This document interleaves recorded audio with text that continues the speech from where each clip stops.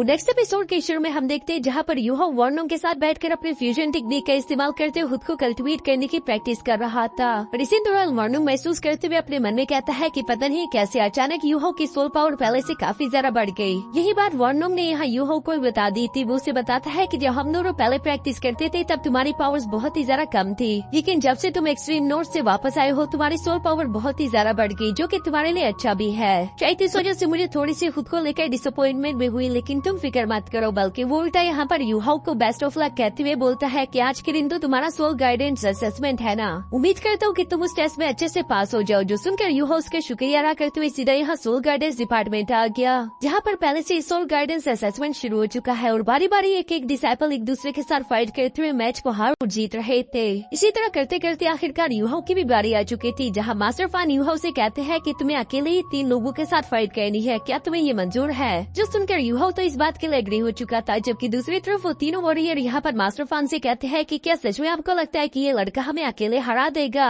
Master फान तो मुस्कुराते हुए जवाब देते हैं कि हाँ, मुझे इस लड़के पर पूरे यकीन है। जो बात तो उन डिसाइपल्स को कोई ज्यादा पसंद नहीं आती, इसलिए वो यहाँ पर पूरी जाल लगा देना चाहते थे ताकि वो लोग साबित कर सके कि मास्टर फान यूहो के बारे में गलत थे। हम देखते हैं कि यहाँ पर ये चारों ही अरीना में इंटर होते हुए एक दूसरे के आमने सामने आकर खड़े हो चुके थे, जहाँ इल्यूजन की वजह से जगह चेंज हो गई। तभी अचानक केटाओ ने मैच भी शुरू करवा दिया, जो सुनकर हम देखते हैं कि वो तीनों वॉरियर फौरन बहुत ही कूल तरीके से अपने सोल गाइडेंस वेपन एक्टिवेट करना शुरू कर देते हैं। उन्हें लग रहा था कि वो तो यूहो को शुरू में ही डरा देंगे, लेकिन दूसरी तरफ हम देखते हैं कि यूहो ने भी जब अपने सोल गाइडेंस कैनन को एक्टिवेट किया तो वो सब लोग ही हैरान हो गए, क्योंकि ये तो वही सोल गाइडेंस कैनन है जो कि अक्सर केटाओ यूज करता था। असल में ये रियल था ही नहीं, यूहो ने तो बल्कि अपनी इल्यूजन स्किल का इस्तेमाल करते हुए इसे इल्यूजन क्रिएट किया। और दूसरी तरफ वो 3 वॉरियर तो इस बारे में नहीं जानते थे, इसलिए वो खुद को बचाने के लिए जल्दी से जाकर चट्टानों के पीछे छुप गए। जबकि दूसरी तरफ यूहो ये देखकर फौरन मुस्कुराते हुए अपने सोल गाइडेंस को एक्टिवेट करते हुए तेजी के साथ मूव करना शुरू कर देता है, जहाँ पर हम देखते हैं कि उसने सबसे पहले एक वॉरियर पर हमला करना शुरू कर दिया। यूहो यहाँ पर सिर्फ अपने टैंक लाइन के हिडन वेपन्स का इस्तेमाल करते ही उस वॉरियर को हरा देता है, जो देखकर मास्टर फान तो यूहो से काफी ज्यादा इम्प्रेस हो गए। वो अपने मन में कहता है कि हमेशा एक खतरनाक वेपन होना जरूरी नहीं, कभी कभी स्किल्स भी बहुत ही मैटर करते हैं। क्योंकि यहाँ पर मौजूद यूहो फिलहाल वही कर रहा था, वो बिना किसी पावरफुल वेपन पर डिपेंड हुई यहाँ पर मौजूद इन वॉरियर्स को हरा रहा था। यहाँ अपने दोस्त को आता हुआ देखकर बाकी के दोनों वॉरियर समझ चुके थे कि उन्हें यूहो के साथ क्या करना है। वो दोनों मिलकर अपने सोल गाइडेंस वेपन का इस्तेमाल करते हुए लगातार यूहो पर हमले कर रहे थे, लेकिन यहाँ दूसरी तरफ यूहो भी बहुत ही तेजी के साथ मूव करते उनके अटैक से बच रहा था। पर तभी अचानक हम देखते हैं कि उस लड़की ने यूहो को अपने टारगेट में लॉक कर लिया, जो देखकर तो यूहो कुछ लम्हों के लिए परेशान हो गया, क्योंकि अगर ये अटैक यूहो से टकरा गया तो वो यहाँ पर हारा जाएगा। यही सोचते हुए यूहो ने जल्दबाजी में अपने सोल शॉक का इस्तेमाल करते हुए उस लड़की पर हमला कर दिया, जिसकी वजह से वो लड़की अपने टारगेट पर एम नहीं रख पाई और वो अपने अटैक को मिस कर देती है। ये देखकर तो उस लड़की को भी कुछ समझ नहीं आ रहा कि आखिर मैंने यूहो को मिस कैसे कर दिया। लेकिन अब दूसरी तरफ यूहो की बारी थी कि अब वो इन लोगों पर अटैक करे, इसलिए हम देखते हैं कि यूहो ने पहली दफा अपने सोल गाइडेंस वेपन को एक्टिवेट कर लिया। जिस तरह का सोल गाइडेंस वेपन पहले कभी इन लोगों ने नहीं देखा, वो सबसे पहले 2 स्मोक बम इन दोनों की तरफ थ्रो कर देता है, जिसकी वजह से चारों तरफ धुआं हो गया। साथ ही यूहो का सोल गाइडेंस वेपन दोबारा से ट्रांसफॉर्म होकर एक क्रॉसबो में बदल गया, जो कि एरोस पर इन लोगों पर हमला कर देता है। इन एरोस की वजह से उन दोनों की शील्ड्स ब्रेक हो चुकी थी और वो फौरन जंप करते हुए पीछे की तरफ हट गए, जबकि दूसरी तरफ मास्टर फान यहाँ यूहो के सोल गाइडेंस वेपन को देखकर बहुत ही सरप्राइज थे। वो अपने मन में कहते हैं कि मैंने पहले कभी इस तरह का सीक्रेट वेपन नहीं देखा, ये तो बिल्कुल टैंक लाइन के हिडन वेपन्स की तरह दिख रहा था। वो समझ गए कि यकीनन यूहो ने टैंक लाइन के हिडन वेपन्स को अपग्रेड करके सोल गाइडेंस वेपन में ट्रांसफॉर्म कर दिया, ये तो उसने बहुत ही कमाल की चीज बना दी। जबकि दूसरी तरफ अरीना में हम देखते हैं कि यूहो ने यहाँ पर मौजूद इन दोनों ही वॉरियर को कमजोर कर दिया था, इसलिए यूहो सबसे पहले उस लड़की की तरफ तेजी से बढ़ना शुरू कर देता है, क्योंकि अपनी आइस एबिलिटीज का इस्तेमाल करके खुद के सामने शील्ड क्रिएट कर देती है। पर दूसरी तरफ यूहो की आइस एट्रीब्यूशन तो उससे भी ज्यादा स्ट्रॉन्ग थी, इसलिए यूहो आसानी के साथ उसके शील्ड को पेनिट्रेट करते हुए यहाँ उसके सोल गाइडेंस वेपन को फ्रीज कर देता है, जिसके बाद यूहो ने उस लड़की को उठाकर सीधा अरीना से बाहर फेंक दिया। अरीना से बाहर फेंकी जाने की वजह से मास्टर फान ने उस लड़की को बचा तो लिया, लेकिन वो यहाँ पर हार गई। वो लड़की यहाँ पर हारने के बावजूद भी इस बात को मान नहीं पा रही थी। वो हैरान होते हुए कहती है कि आखिर यूहो ने मेरी आइस एबिलिटीज को रोक कैसे लिया, जिस पर मास्टर फान जवाब देते हुए बोलते हैं क्योंकि उसका आइस एट्रीब्यूशन तुमसे ज्यादा स्ट्रॉन्ग है। इसके बाद पीछे अरीना में हम देखते हैं कि लास्ट वॉरियर बच चुका था, जो कि अपने कई सारे क्लोन्स बनाकर यूहो पर पावरफुल अटैक्स करना शुरू कर चुका। यूहो भी इन तेजी से थंडर अटैक्स को अपनी तरफ आता हुआ देखकर फौरन अपने सोल डायरेक्शन टेक्निक को एक्टिवेट कर लेता है, जिसकी वजह से उसे हर चीज स्लो दिखाई दे रही थी और वो आसानी के साथ इनमें से एक थंडर अटैक को फ्रीज में बदलते हुए सीधे उसी लड़के पर हमला कर देता है, जिसे रोकने के लिए वो लड़का अपनी पूरी कोशिश कर रहा था। और यूहो का अटैक ज्यादा स्ट्रॉन्ग होने की वजह से वो उड़ता हुआ सीधा अरीना से बाहर जा गिरा और इसी के साथ हम देखते हैं कि यूहो इस कंपटीशन को जीत गया। यहाँ इस कंपटीशन को जीतने के बाद हम देखते हैं कि यूहो काफी ज्यादा रिस्पेक्टफुली बाहर आकर उस लड़के को हाथ देते हुए अपने साथ खड़ा कर लेता है। क्योंकि दूसरी तरफ मास्टर फान यहाँ यूहो का इंट्रोडक्शन करवाते हुए बोलते हैं कि यूहो भी मेरा डिसाइपल बन गया, बिल्कुल केटाऊ की तरह। ऐसे ये हमारे सोल गाइडेंस डिपार्टमेंट का कोर डिसाइपल है। जो जानकर तो वहाँ पर मौजूद सारे के सारे डिसाइपल्स ही काफी ज्यादा खुश हो गए थे और वो यूहो को चेयर अप करना शुरू कर देते हैं। इसके बाद हम लोगों को शाम का सीन दिखाया जाता है जहाँ वर्नोंग कपड़े चेंज करके यूहो का इंतजार कर रहा था। यूहो को वहाँ पर आता हुआ देखकर वर्नोंग ने फौरन यूहो को कुछ नए कपड़े पकड़ा दिए थे और वो यूहो से कहता है कि मैं जानता हूँ कि तुम अपने सोल गाइडेंस असेसमेंट को जीत गए, उसके लिए तुम्हें कांग्रेचुलेशन, लेकिन अभी तुम्हें मेरे साथ चलना होगा। ये कहते साथ ही वर्नोंग यूहो को हाथ से पकड़कर अपने साथ बाहर की तरफ लेकर जाना शुरू कर देता है। जो देखकर यूहो वर्नोंग से कहता है कि क्या हम दोनों स्कूल से बाहर जा रहे हैं, फिर तो हमें जियाओ को भी बुला लेना चाहिए। जिस पर वर्नोंग जवाब देते हुए बोलता है कि मैंने जियाओ को बुलाने की कोशिश की थी लेकिन उसे एक जरूरी काम आ गया जिसकी वजह से वो हमारे साथ नहीं आ सकती। साथ ही वर्नोंग यूहो को यहाँ अपने साथ शेक एकेडमी से बाहर लेकर जाते हुए एक ट्रेन में बिठा लेता है, जिसके बाद ये लोग सिटी की तरफ जा रहे थे।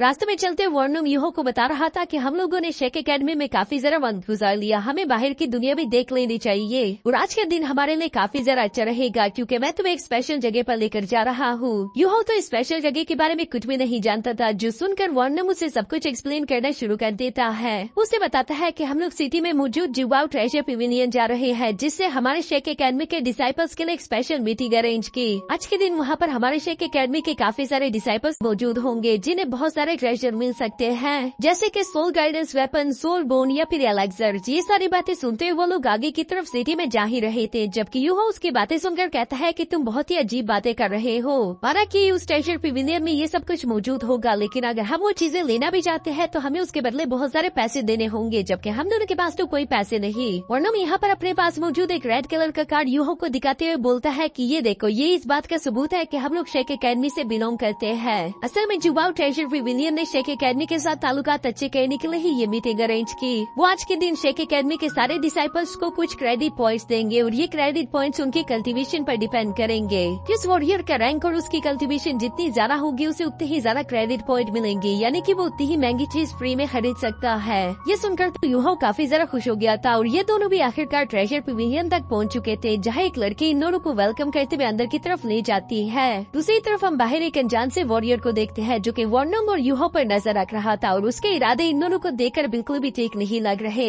इसके बाद सीन शिफ्ट होकर यहाँ ट्रेजर पिविलियन के अंदर आ चुका था, जहाँ यूहो तो आसपास की जगह को देखकर बहुत ही सरप्राइज लग रहा था क्योंकि वो जगह बहुत ही बड़ी और खूबसूरत थी। दूसरी तरफ ट्रेजर पिविलियन की वो लड़की जो कि इन लोगों को वेलकम करके अंदर की तरफ लाई थी, वो यहाँ पर इन लोगों को यहाँ की इन्फॉर्मेशन देना शुरू कर देती है कि कैसे तुम लोगों को काउंटर पर जाकर फॉर्म फिल करना होगा, जिसे फिल करने के बाद तुम लोगों के कल्टीवेशन के हिसाब से हमारा ट्रेजर पिविलियन तुम लोगों को कुछ क्रेडिट पॉइंट्स देगा और उसका इस्तेमाल करके तुम यहाँ पर ट्रेजर्स ले सकते हो। वर्नोंग तो इन बातों को पहले से ही जानता था, इसलिए वो यहाँ पर यूहो से कहता है कि चलो हमें काउंटर तक जाना होगा और यूं ही ये दोनों सीधा काउंटर तक आ चुके थे, जहाँ यूहो और वर्नोंग दोनों को ही एक एक फॉर्म फिल करने के लिए मिल चुका था। यहाँ पर वर्नोंग का फॉर्म पढ़ते साथ ही वो काउंटर वाली लेडी हैरान होकर कहती है कि तुम्हारी कल्टीवेशन तो काफी अच्छी है, इसलिए तुम्हें हमारी तरफ से 1 मिलियन गोल्ड कॉइन्स का क्रेडिट मिलेगा और सच कहूँ तो तुम्हारी एज के सब वॉरियर्स में से सबसे ज्यादा क्रेडिट तुम्हें ही मिला। यहाँ वर्नोंग का कार्ड देखकर तो यूहो भी उसके लिए काफी ज्यादा खुश हो रहा था। तभी अचानक दूसरी तरफ वो काउंटर वाली लेडी हैरान होकर कहती है कि ये नहीं हो सकता,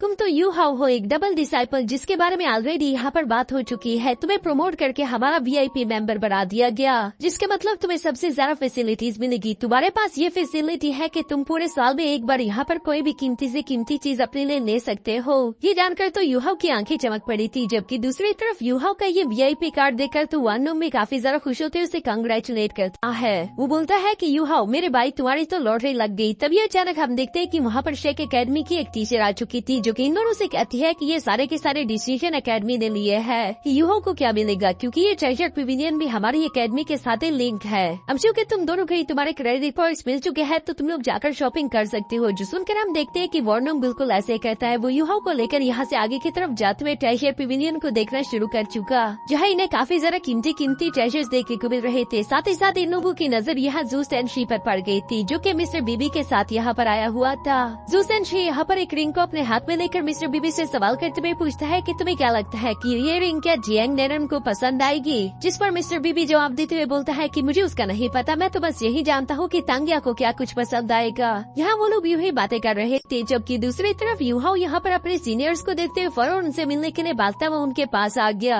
अभी अचानक हम देखते हैं कि यहाँ पर मिस जियांगनैन भी आ चुकी थी, जिसे देखकर तो जू सेक्शी की आंखें खुली की खुली रह जाती है, क्योंकि वो तो उसके प्यार में पागल है। वो तो यहाँ पर वो जो सब कुछ ही जियांगनैन के लिए कर रहा था, इसलिए जियांगनैन के जाने के बाद वो भी उसके पीछे रवाना हो गया। लेकिन जाने से पहले वो मिस्टर बीबी से कहता है कि तुम तांगिया से अच्छे से बात कर लो। अगर तांगिया ने जियांगनैन को अपनी टैंक क्लैन में किसी तरीके से ज्वाइन करवा लिया तो मैं भी तुम्हारे टैंक क्लैन को ज्वाइन कर लूंगा। वो इसी तरह की बातें करते हुए पीछे की तरफ देख रहा था, जिसकी वजह से वो सीधा सामने एक पिलर से टकरा जाता है और यूं ही प्यार में अंदर जू सेंशी यहाँ जियांगनैन के साथ रवाना हो जाता है। जबकि तियानमिन भी ये सारा नजारा अपने सोच से देख रहा था। उसे तो जू सेंशी में अपनी ही झलक दिखाई दे रही थी, इसलिए वो यहाँ अपने प्यार से कहता है कि देखो तो सही ये लड़का कितना ज्यादा लॉयल है, बिल्कुल मेरी तरह। बाहर की तरफ मौजूद वर्नोंग और यूहो भी यहाँ पर इन दोनों को देखकर काफी जरा खुश दिखाई दे रहे थे। इसके बाद मिस्टर बीबी यहाँ इन दोनों से कहता है कि तुम दोनों यहाँ के ट्रेजर देखो, जबकि मुझे भी कोई जरूरी काम है। जो कहने के बाद वो वहाँ से रवाना हो गए और यूं ही वर्नोंग और यूहो आसपास के ट्रेजर्स को देखना शुरू कर देते हैं, जो कि दिखने में तो बहुत ही जरा कीमती लग रहे थे। उन ट्रेजर्स को देखते हुए दूसरी तरफ सोसी में हम देखते कि तियानमिन भी मिस बिंगबिंग से फ्लर्ट करने की कोशिश कर रहा था, जिस पर तो मिस बिंगबिंग अपने दिल के दरवाजे खोलते हुए तियानमिन की अच्छी धुलाई कर देती है। तियानमिन ये देखकर बहुत ही उदास हो गया। वो कहता है कि मिस बिंगबिंग तुम्हारा दिल काफी जरा कोल्ड है, तुम बिल्कुल पत्थर की तरह हो। यहाँ तियानमिन को उदास होता हुआ देखकर मिस बिंगबिंग का दिल भी थोड़ा सा पिघल गया, इसलिए वो तियानमिन से सवाल करते हुए पूछती है कि वैसे आखिर ऐसी कौन सी बात है जो कि मेरी तुम्हें पसंद आ गई। जिस पर तो फिर से तियानमिन उसके साथ चिपकते हुए कहता है कि तुम्हारी तो हर एक बात ही बहुत कमाल की है, तुम तो मुझे पूरी की पूरी पसंद हो। और इसी तरह से तियानमिन मीठी मीठी बातें करता जा रहा था, जिससे तो बिंगबिंग को शुगर हो गई और वो दोबारा से तियानमिन की पिटाई लगा देती है। दूसरी तरफ बाहर हम देखते हैं कि वर्नोंग और यूहो को एक गोल्डन आर्क ड्रैगन किंग की एक सोल बोर्ड पसंद आ चुकी थी, जिसमें लाइट और फायर एट्रीब्यूशन की पावर्स थी, यानी कि इसकी वजह से आपके अटैक स्किल्स और भी जरा पावरफुल हो जाएंगे। लेकिन साथ ही साथ इस सोल बोर्ड की कीमत भी बहुत ही ज्यादा थी, क्योंकि ये पूरे 9.5 मिलियन गोल्ड कॉइन्स की थी, जो कि वर्नोंग के लिए अच्छी तो जरूर है, लेकिन वर्नोंग इसे नहीं खरीद सकता, क्योंकि वर्नोंग के पास तो सिर्फ 1 मिलियन गोल्ड पॉइंट्स ही मौजूद थे। इसलिए वो यहाँ से आगे की तरफ जाते हुए यूहो से कह रहा था कि हमें कुछ और देख लेना चाहिए, क्योंकि मैं इसे नहीं लेने वाला। दूसरी तरफ मौजूद यूहो वर्नोंग को बनाते हुए बोलता है कि अगर ये सोल बोर्ड तुम्हें मिल गई तो तुम इसकी वजह से काफी जरा स्ट्रॉन्ग हो जाओगे। जाओ और मेरे पास तो ऑलरेडी एक सोल बोर्ड मौजूद है, लेकिन तुम्हारे पास अभी तक कोई भी सोल बोर्ड नहीं, इसलिए मैं ये सोल बोर्ड तुम्हारे लिए ले देना चाहता हूँ। जो सुनकर हम देखते हैं कि वर्नोंग ने तो उसे साफ साफ मना कर दिया था, क्योंकि वो इस तरह से यूहो का इस्तेमाल करके कोई भी चीज फ्री में नहीं लेना चाहता। जो सुनकर यूहो जवाब देते हुए बोलता है कि उसकी फिक्र मत करो, मैं तुम्हारे लिए ये लेकर दे रहा हूँ, क्योंकि इसमें मेरा भी फायदा है। तुम और मैं फ्यूजन स्किन का इस्तेमाल करते हैं, क्योंकि अगर तुम स्ट्रॉन्ग हो गई तो इसकी वजह से मेरे भी अटैक स्ट्रॉन्ग हो जाएंगे।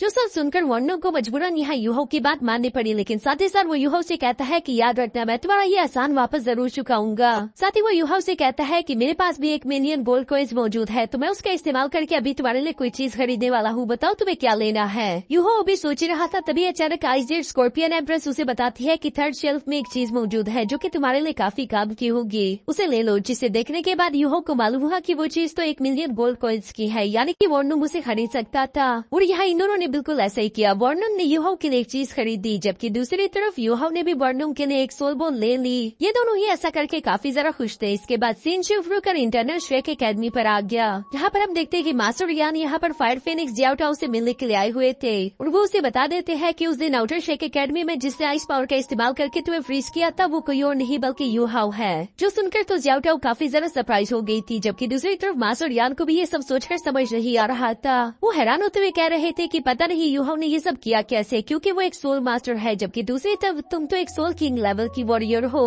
वो तुम्हें इतनी आसानी के साथ डोमिनेट कैसे कर सकता था। जबकि दूसरी तरफ जियाओटाओ तो इस बात को लेकर काफी खुश थी। वो खुश होते हुए कहती है कि आखिरकार मुझे ऐसा कोई मिल गया जिसका इस्तेमाल करके मैं अपने डीमन फायर पर काबू कर सकती हूँ। यही सोचते हुए फौरन मास्टर यान से कहती है कि अभी के लिए मुझे जाकर यूहाओ से मिलना है। जो कहने के बाद वो फौरन अपने विंग्स एक्टिवेट करते हुए वहाँ से रवाना हो गई। दूसरी तरफ सीन शिफ्ट होकर यहाँ वर्नोंग और यूहाओ पर आ चुका था, जो कि ट्रेजर पेविलियन से निकलते हुए वापस से शेक एकेडमी की तरफ रवाना हो रहे थे। लेकिन रास्ते में उन्हें थोड़ी सी चीजें अजीब दिखाई दे रही थी, क्योंकि वो जैसे एक ट्रेन पर चढ़ते हैं वो पूरी तरीके से खाली थी। उसमें बस एक अनजान सा वॉरियर बैठा हुआ था, जो कि लोगों को देखते साथ ही अपनी जगह पर खड़ा होना शुरू कर देता है। और इसी के साथ हमारा यह एपिसोड यहीं पर खत्म हो गया।